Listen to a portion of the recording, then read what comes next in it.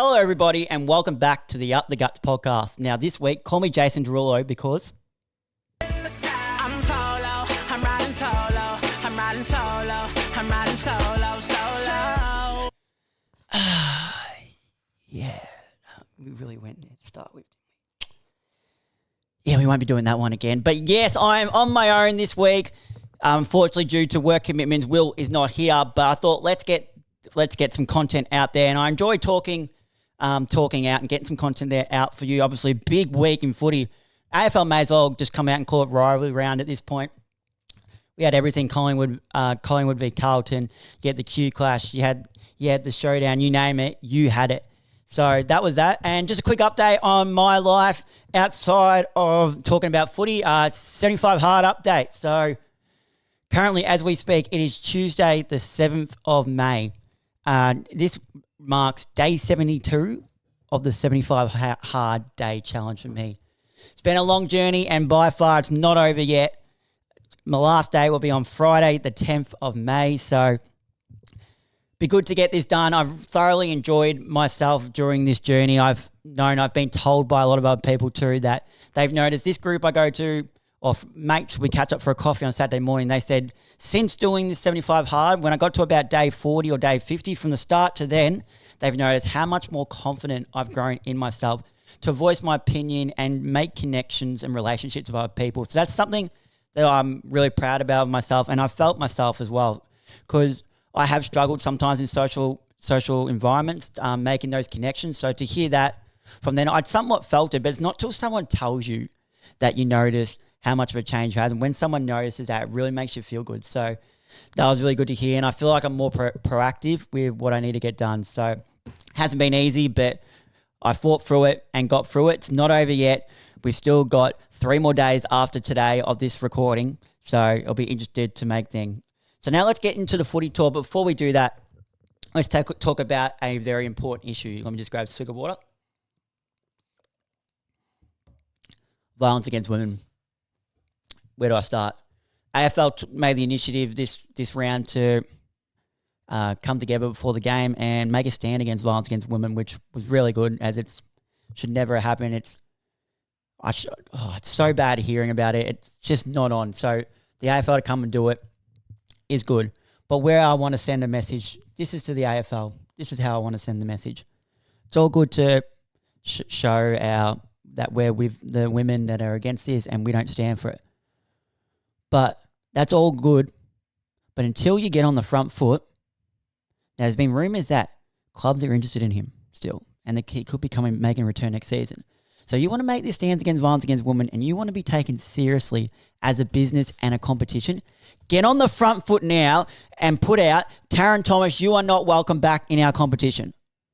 It's all well and good to stand in a circle and show we stand by him, but then if you're going to let Taryn Thomas walk back in our competition next year after making this stand, it's just not on.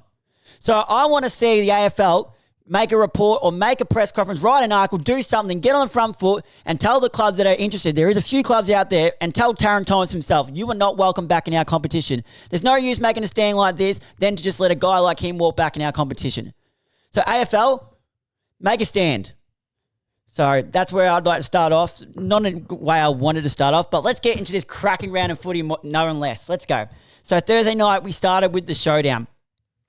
Adelaide v Port Adelaide. Now, Adelaide actually got the job done by 30 points, 12-6-78, defeating the Power 5-18-46. Goal kickers for the Crows, you had Rankin with 3, Fogarty 2. He kicked 2 in the first few minutes of the game. I thought he was on for a big game after being a bit quiet after a good season last year, but just the 2 for him, and Walker kicked the 2 as well. Goal kickers for the Power, they only had 5 goals kicked, so Horne-Francis kicked 2, Rioli, Dixon and Marshall all kicked 1. For the Crows, Crouch had 28 to go along with 6 clearances, 7 tackles and 8 score involvements. Jake Sligo, who also took home the best on ground medalist, wins the showdown medal. It's called, showdown medal. He had 28 as well, but to go along with 10 tackles and 6 clearances. Now, ever since Jake Sligo, I know Will, my co-host, prior to the season when we did our preseason previews, he had Jake Sligo ready to have a big year. And my God, is Jake Sligo proving Will right at the moment. Since they've let Jake Sligo not play off a half-forward flank. They've let Jason Derulo take that step into the midfield and become that bull. He has been extraordinary. 10 tackles and 6 clearances, and he's been doing that for a few weeks now. So props out to Jake Sligo, and great call there by Will pre-season. Laird also had 27 with 7 tackles, and Hinge had 25 with the half-back line. For the Port, Butters was the only real standout. 33 disposals, 7 clearances, 9 inside 50s to go along to 624 metres gained. Now, some takeaways from this game was, I know Ken came out and said it in the post-match press conference, but the writing was on the wall, and you should have known prior to going into it. It was clear playing Connor Rosie. You admitted it was a mistake. I'd like to know, you said you saw, Ken, you said you saw with your own eyes, and all the medical staff cleared him, and you said you saw him run and that. I'd like to know, put this back on you, if it wasn't a showdown, would you have replayed him? Because I think I know the answer, and that would be no. And apparently there was a rumour going around that Connor Rosie felt it in the first kick, so that's not great. As I mentioned, Zach Butters still stood up for the fight, and it was a farewell game for a legend of the game. Geez, this guy was a tough inside ball player. Wore his heart in his sleeve, led by example, would run for a brick wall for his team, was Rory Sloane. So to finish off his career, he had 255 games. Was an All-Australian 2016. He's a 2-time best and fairest for the Crows, an AFL Players Association medalist, and a Showdown medalist. And a couple of most courageous in there as well. It was just extraordinary. Always, you'd see Sloane head down. He'd attack the ball as hard as he could, so he was also a great player. But Friday night, my boys, the Collingwood Magpies v Carlton, the big rivalry. I was very nervous going into this game. But we ended up getting the job done by 6 points thanks to some magic by the Whisper, Nick Dacos. So 12-7-79, defeated by 12-13-85. Harry Mackay was very good up forward for the Blues, providing a focal point, kicking 4, Owies kicking 3, De Koning and Kerno kicking 2. So the Tools did reasonably well for the Blues. For the Magpies, Nick Dacos was the only multiple goal kicker with 2 goals. Disposals, Walsh fought hard, going up toe-to-toe with Nick Dacos. He had 33 to go on with 8 clearances. Akers was good off the wing, 32 with 6 tackles. Nick Newman, geez, isn't he a good player off half-back? 32 disposals, going at 84% efficiency, 10 marks, 9 intercepts, and 783 metres gained. And Hewitt also had 30 to go on with 6 clearances. Nick Dacos, who won the best on-ground medal, was Richmond Pratt medalist and also kicked the game winner. 32 disposals, going with 7 clearances, 7 tackles, 7 inside 50, 2 goals, and 626 metres gained. And Lipinski's also had a really good start to the season. He's also had the 24 and kicked a goal. And I noticed straight away, I thought the pressure was high from both teams. So I was surprised when I noticed that Collingwood laid a whopping 35 more tackles than the Carlton in the game, and also had 23 more inside 50s. So that just shows how much of a pressure this game has on people, and they want to make a stand. Neither Collingwood or Carlton want to lose to each other, so it just goes up that extra notch, that pressure that they bring around the ball. Scott Pennebury has done this a few times, and I think he really flourishes in his role when he goes to the best midfield, big body midfield, and tries to limit their impact around stoppages. He went to Patrick Cripps and kept him to 22 disposals, while he also had 22 himself, Pennebury, to go along with a goal and 8 tackles. Bo McCleary was, as I said, Harry Mackay earlier. Bo McCleary is unfortunately subbed out the game for concussion, so he'll go into the protocol of the 12 days. He'll miss the week against Collingwood v West Coast this Sunday, where I will be. So if you do see me there, shoot me a message if you're going, or come up and say hi. It'll be my first game go to this year so far. But yeah, so we'll probably miss. We will miss his pressure around the ball coming into this week. This made way, though, for 26-year-old Lockie Sullivan. He was just put on the list. He's a 26-year-old rookie. He was put on the list just 10 weeks ago, and now he's playing AFL football. Extraordinary story. A story that shows that you shouldn't give up on your dreams no matter how far away it seems.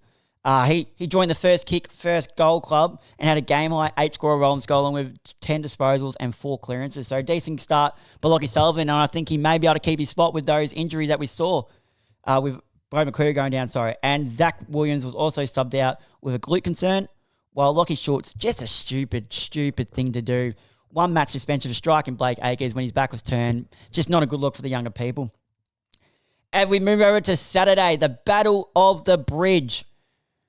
It was the Sydney Swans defeating the GWS Giants 14-14, 98 to 10-9, 69 by the 29 points. Will Haywood rose the occasion, kicked 4, including 3 in the third quarter. Rowbottom kicked 2. Cadman, Hogan, Brown, Daniels all kicked 2 for the GWS Giants. Goulden off that wing also got the best on ground medal, I believe, is the...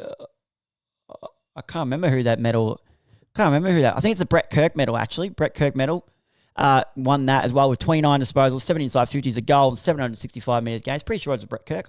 Warner had 28 with 7 clearances, 7 inside 50s, 1 goal and 8 scoring onwards. Heaney, geez, he's having a good season. 26, 18 contested, 7 clearances, 1 goal and 7 scoring onwards. Well, Rampy, and he's returning at 24 to goal and 15 intercepts. Josh Kelly's having a sneaky good year. He's averaging more than 20 touches this season and a goal every game. He had 24 to goal and 5 clearances. Pete Ling had 24 with 8 tackles, 1 goal, 2 goal assists, 8 scoring involvements, 642 metres gained. Callum Brown has been suspended for 3 matches after collecting Tom McCartan, which just wasn't a good look. I don't think the bounce favoured him anyway, but as soon as I saw it, I thought that's a 3-weeker. So unfortunate for Cal, but it's just what had to be done. Tom Green suffered an ankle injury in the first quarter. He strapped it and tried to return to playing, but ultimately was subbed out in the second term. Now, they thought it might have been a syndesmosis, but rumour comes back. He might be available to play this week. So you super coaches out there, especially in the up the guts comp, don't shoot the gun on trading him yet. Wait till the teams are out. And Dane Rampy shines in defence on his return, as I mentioned. Now, St Kilda and North. St Kilda got the job done by 38 points down at Marvel, 15-13, 103 to 10-5, 65. Wilson for the Saints kicked 3. We'll touch on him in a second. Hayes' return kicked 2. Sinclair kicked 2. Hill kicked 2 as well. Zerha kicked 3. Curtis and Larky kicked the 2. Sinclair had 33 disposals, goal with 8 clearances, 7 tackles, 7 score involvements, 2 goals, 7 inside 50s, 2 goals, 8 score involvements, and 642 metres gained. Back to his best, playing as a permanent midfielder in that game. Without steal was really good. Wanganeen Malira, 29 at 86% efficiency, 7 marks and 623 metres gained. Love the way he plays. Wanganeen Malira been on him since midway through last year. Win Hager also had 25 to goal with 6 clearances, 8 tackles. Zach Fisher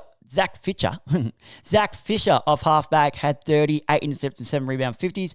McKercher playing a mix of wing, midfield and halfback had 30 to go at 90%, 8 intercepts, 7 rebound 50s and 579 metres gained. Question I want to talk about here is Darcy Wilson, geez, he's a star. He took that big hit and got up and continued playing, played out of the square. He had 21 disposals, 3 goals, 8 marks and 5 scoring involvements. Take away the hype around Harley Reid. Is Darcy Wilson, can he win the Rising Star? Because I truly think he can. So let me know in the comments if you think Darcy Wilson can win the Rising Star. And North's defence kept Max Keane very quiet with just the 1 goal. So very good win on that department. As we go to the Saturday night, Melbourne v Geelong. Melbourne v Geelong. It was Melbourne getting the job done by 8 points, 74 to 66. Fritsch kicked 3 and Pickett kicked 2. Henry kicked 3. Stengel kicked 2 as well. Disposals, Oliver back to getting his in the 30s disposals. It's been a slow start for him, but 31 with 8 scoring rolls. May, geez, him and Lever have been extraordinary this season so far. They always are, but they started off this season in a different type of extraordinary and different type of form, really racking up disposals. You didn't normally consistently see May getting 20 plus disposals, but you have been this year. He had 25, gone at 96%, 13 marks, 9 round 50s, 7 score involvements, and 544 metres gained. Lever also had 24, going at 83%, 8 marks, 12 intercepts, and 7 score involvements. Max Holmes continues his little role he's learning off half-back, and it's going well, going 31 disposals, 9 marks, 8 intercepts, and 695 metres gained. Zach Guthrie, who I thought had an excellent season last year, was one of the surprise packets of last year, had 24 to go with 9 marks, 11 intercepts, 7 rebound 50s, and a goal. So really good for him. Bailey Fritsch, how about that to secure the win? Like Nick Dacos did, and we'll touch on someone later. Like Nick Dacos did, the dribble to secure the win was extraordinary. Another young player who could be leading the Rising Star. Cale Windsor, geez, hasn't he? Just his polish with the ball in hand has been really good.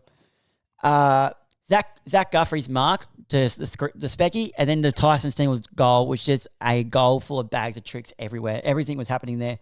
Tanner Bruin, who started the season off really well playing in the midfield, was subbed off in the third quarter of a shoulder injury. How about Max Gorn from outside 50 to kickstart the entertaining final term? You don't see many ruckmen that can play on, wheel around from outside 50 and let leash a long bomb on the run. That was extraordinary. And Jeremy Cameron was kept quiet by Tom McDonald. He kicked 0 goals, 3, 15 disposals and 7 marks. After my call last week of him being the best player in the comp, Tom McDonald did the job on him. So it's very interesting. But the one I want to touch on was how about Peter Dacos? But we'll touch on him a bit more later as well. And Nick Dacos' celebration. But Bally Fritz's dribble was just as good as Nick Dacos' goal. I probably have Nick Dacos maybe being biased, but slight ahead in front of him. West Coast v Essendon at Optus Stadium. Essendon got out this one comfortably. Not comfortably. They got out this one really tightly in the end. 71-77. Waterman and Williams kicked 3 for the Eagles. Darling 2. For the Bombers, Langford and Merritt kicked 3 each. How good's Merritt been? Wright kicked 2 as well. Parrish had 30. Yeah, Parrish had 36 with 6 clearances. Merritt had 32 with 10 intercepts and 632 metres gain. Merritt had 29 to go on with 3 goals. And Durham, I'm really liking the way Durham plays, really hard at it. 25 with 7 clearances. Tim Kelly had 29 to go on with 9 clearances. And Duggan had 26 with 10 rebound 50s and 683 metres gain. Some takeaways. Oh, boy. Jamie Cripps. You owe a few coffees and a few beers for Jake Waterman. You cost him the chance to tie up the game. You're giving away a stupid free kick when Jake Waterman was lining up. And I have full faith that the big plucker Jake Waterman was going to kick that. So, Jamie Cripps, you owe him a fair bit because you've just cost your team. And when it was deep in the last quarter, and you should see the way Jake Waterman reacted to, he was spewing. Elliot Yeo, it was only a matter of time before Elliot Yeo's body caught up to him. We know his past and history with groin injuries. He was subbed out of the game in the third quarter with groin injury, and it was a sad way to finish his 200. You don't want to finish his 200 or any game really being subbed out with an injury. Harley Reid's fend off of Zach Merritt and Ben Hobbs was unreal. It was unreal. The way I knew the hype coming in, but the way he can just shrug off AFL players is unheard of. And to Kane Corns, I normally like your calls, but lay off him. He's played 7 games, and you're having a go at him for not being at fitness level because he cramped. Give me a spell. Doing well, Harley Reid. Keep it going. Merritt again was excellent. Could be one of the Brownlow medal favourites in my eyes. And Noah Long will undergo scans after his leg was caught awkwardly under a tackle in the third quarter. Haven't heard much about that yet. And we moved on to the Sunday games.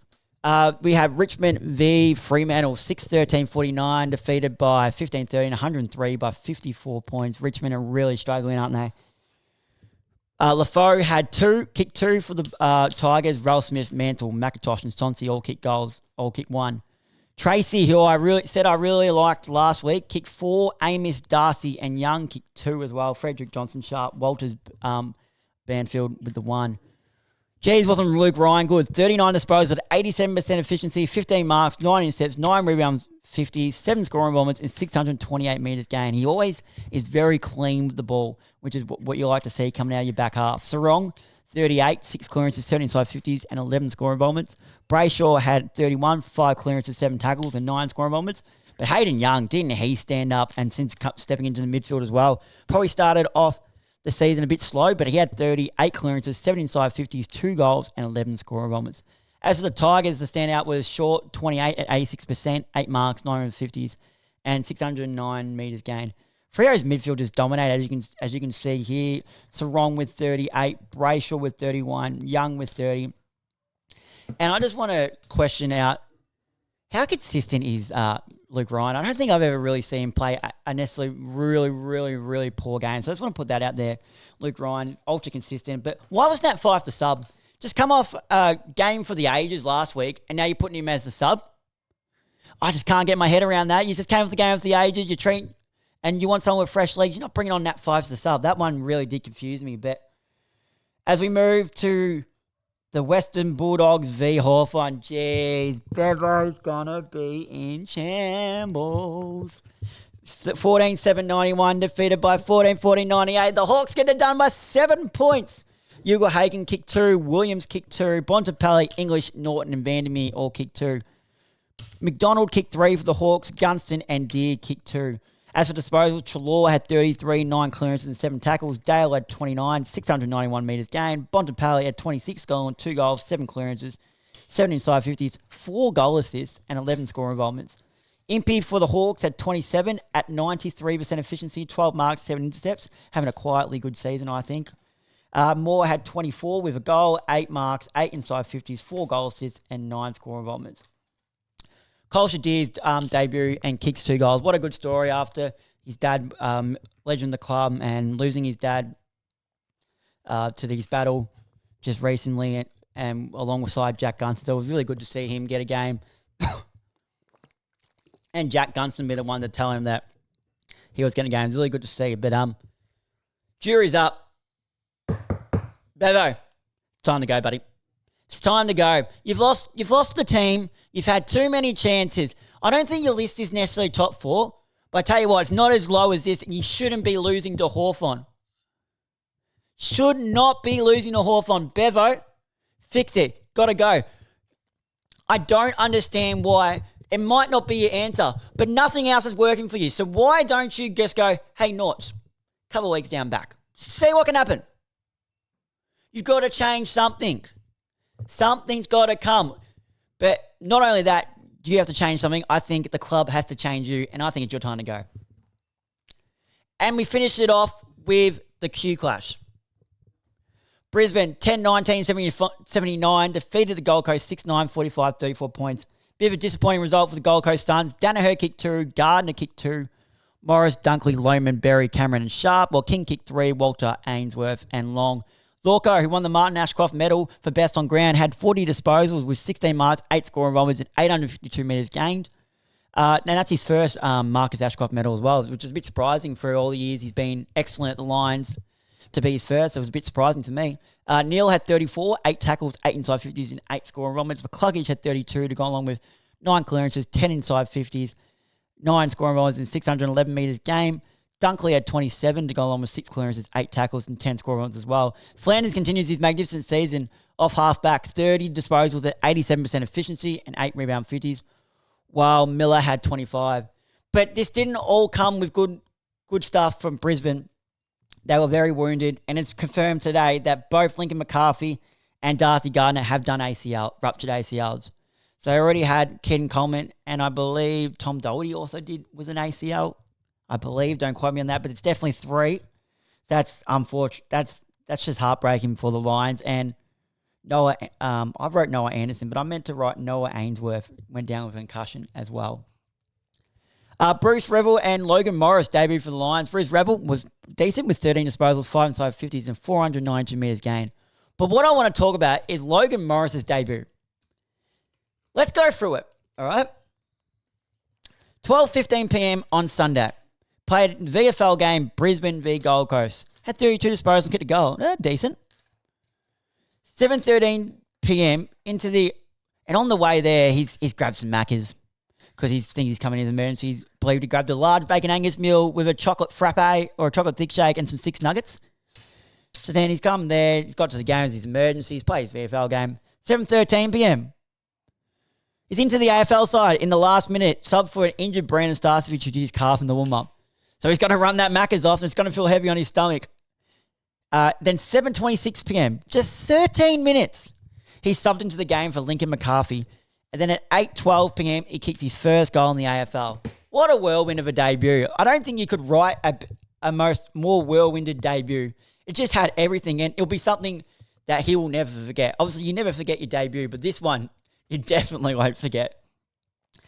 And interestingly enough, I noticed the game time slot. I was very like, why the hell are we playing on a 7:10 p.m. on a Sunday night?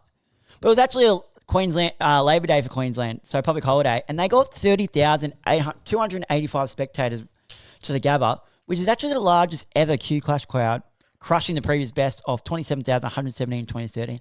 So is this something the AFL could look at in time to come? Who knows? We'll have to wait and see.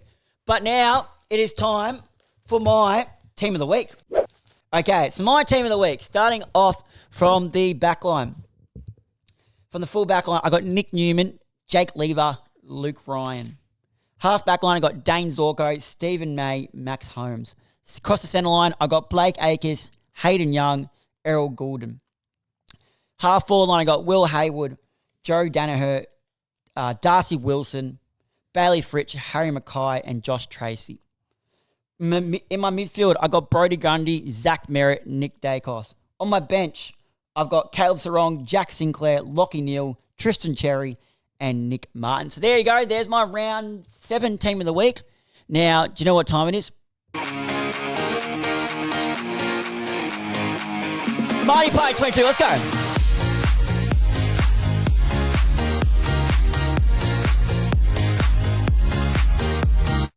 Now, I said I was going to come back to this scenario prior to this. So let's talk about it. First option I'm going to give you is from the Sydney Swans. It's a man who kicked 4, but let's bring up a couple more of his stats. And I just know he's always got a cheeky smile on his face. He'd be real lively, young. He's very young, as I just pull up. I know he kicked 4, I believe he had 19 disposals, 16 disposals. So he'd be young, wouldn't he? Just loading it up now. So he had 16 disposals to go along with 5 marks, 7 tackles, 4 goals, 1. So let's just load it up. He's 25 years old. I reckon he'd be the life of party on a night out. That's Will Hayward. He was extraordinary. Always good for a 1 goal for the Swans. Always super consistent. But the next one I want to talk about, this is going to be very controversial, but it's going to come as a package deal. Now, the package deal is the first person I'm going to do is the player who kicked the game winner on Friday night. It's Nick Dacos. He was extraordinary, and I reckon he'd be really good. He's obviously got the partnership with the Barry's drink, so you know he doesn't mind a drink and a night out. But it's going to come with a partnership deal. If you saw the performance of the old man Peter Dacos Friday night, my God, in the corporate box, slamming windows when the goals gave him, giving the Carlton people the bird, swearing on roaming Brian, and then going off of the umpires and BT having to calm him down. So my package deal is you got Will Hayward or you've got Nick Dacos, and Peter Dacos is the coach. So there you go. Will Hayward versus Nick Dacos / Peter Dacos as the coach. There's your picks for this week. Now, I'll just load up the tips now, the upcoming round tips. So round 9, we'll go through the ladder as well, and we'll go through the Up the Guts competition ladder, and then let's do the Supercoach first. Let's do the Supercoach first. Let me just load this one up now. Cancel that. I was looking at a trade. Yeah, so as we load this one up now, leagues versus leagues, Up the Guts. Okay. We'll go through the matches. First, we have Wax on Westhoff, 1,786 was defeated by Hot Pies, 2,055. Tricky came up against Will, Wet Toast Eagles. So the two co-hosts, Tricky, 2,111, defeated Wet Toast Eagles, 1,881. Fiddler, 1,930, defeated Zaddy, 1,690. Mavs team, 2,243, defeated Colonel Sanders, 2,122. Riles, 1,952, defeated by Burke's Battlers, 2,118. Always winning, 2,227, defeated Ben Cousins, 1,920. Ethan's Dream Team, 2,187, defeated Wayne's Out for 2 metre, 2,046. And In It to Win It, 2,174, defeated Greeky, 1,923. Now, if we go to the standings, if it wants to let me. There we go. In first place, In first place, we have Burke's Battlers, Will. Second place, we have Maverick with Mavs team on 20 points. Burke's Battlers out on 28 points. In third place on 20 points and 106.5 percentage is Colonel Sanders, which is Aaron. Fourth place, we have on 20 points and 104.9% is Hot Pies by Reese. In fifth place on 16 points and 106.2%, always winning, Isaac. Sixth place on 16 points, 101.3% is In It to Win It, Zach. In seventh place is Riley on 16 points, 100.5. Eighth place is Wax on Westhoff, Jake on 16 points, 98.9. In ninth place is Wet Toast Eagles, Will, 12 points, 99.2%. And I follow him closely in 10th on 12 points as well, 97.5%. after my victory against him. Now if we load up the tips and do our tips and predictions for the round upcoming. Thursday night, we start off, it's going to be a cracker of a game, actually. MCG, Carlton v. Melbourne. I'm going to go with the Ds, I think, on this one. Going to go with the Ds, yep. Geelong v. Port at GMHBA Stadium. Well, Geelong's just not dropping that, especially at GMHBA. That's at 7:10. Then it's a double header because at 8:30 at Optus, we got Freo v. Sydney. I'm still going back to Swansea even at Optus. Saturday at Launceston, I believe Will's going to this game, is Hawthorn v St Kilda, and I'm going to back in the Saints. At 4:35 at Marvel, we got Essendon v GW West. We have, and I'm going to go GW West. At 7:30, we have Richmond v Bulldogs. Going to go with the Bulldogs. That's at MCG. And 7:30 at Darwin, TOO Stadium, is Gold Coast v North. Going to go with the Gold Coast.